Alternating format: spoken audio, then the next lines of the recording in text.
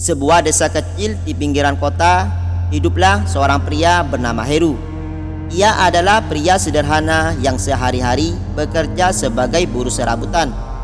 Pekerjaannya tak menentu, kadang menjadi kuli angkut di pasar, kadang membantu orang memanen padi. Upahnya kecil, hanya cukup untuk makan sehari-hari. Heru tinggal di rumah bambu yang sudah lapuk peninggalan orang tuanya. Ia hidup sendirian setelah ibunya meninggal beberapa tahun lalu. Walau hidupnya berat, Heru bukanlah orang yang suka mengeluh. Ia selalu bersyukur dan percaya bahwa setiap cobaan pasti ada hikmahnya. Suatu hari, ketika ia sedang mencari kayu bakar di pinggir hutan, Heru menemukan sesuatu yang mengejutkan. Seekor ular piton besar yang terluka. Ular itu tergeletak lemas, tampaknya habis diserang oleh hewan lain atau mungkin manusia. Kulitnya lecet-lecet dan ada bekas luka di tubuhnya. Sebagian orang mungkin akan ketakutan atau bahkan membunuh ular itu. Tetapi Heru justru merasa kasihan.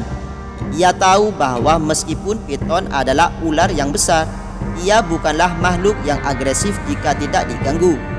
Dengan hati-hati, Heru mengambil sebatang kayu untuk mengikat ular itu, lalu membawanya pulang ke rumahnya. Di rumah, Heru membersihkan luka-luka ular itu dengan air hangat dan obat sederhana yang ia miliki. Setiap hari, ia merawat ular itu dengan penuh kesabaran, memberinya makanan berupa ayam kecil yang ia beli dari sisa uang kerjanya.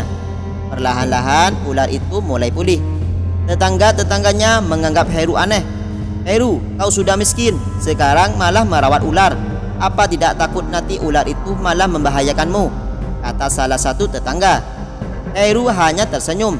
"Makhluk hidup juga butuh pertolongan, sama seperti manusia," jawabnya singkat. Hari demi hari berlalu dan Heru semakin dekat dengan ular itu. Ia menamainya si Guntur karena ukurannya yang besar dan kuat. Heru mulai menyadari bahwa si Guntur bukan sekadar ular biasa. Ia seolah memiliki insting yang kuat dan bisa memahami Heru. Namun Heru belum tahu bahwa merawat ular ini akan mengubah hidupnya di masa depan. Setelah beberapa bulan, si Guntur pulih sepenuhnya. Ular piton itu kini sudah sehat dengan tubuh yang semakin besar dan kuat.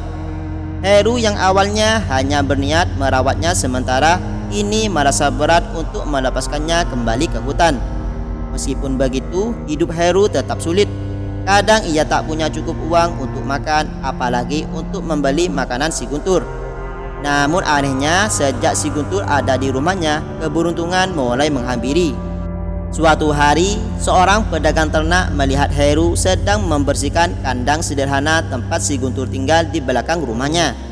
Pedagang itu terkejut melihat ular piton sebesar itu dan berkata, "Heru, ini ular yang luar biasa. Kalau kau mau, aku bisa membayar mahal untuk membeli ular ini." Heru tersenyum dan menggeleng. "Si Guntur bukan untuk dijual. Dia sudah seperti sahabat bagiku." Mendengar itu, pedagang tersebut berpikir sejenak.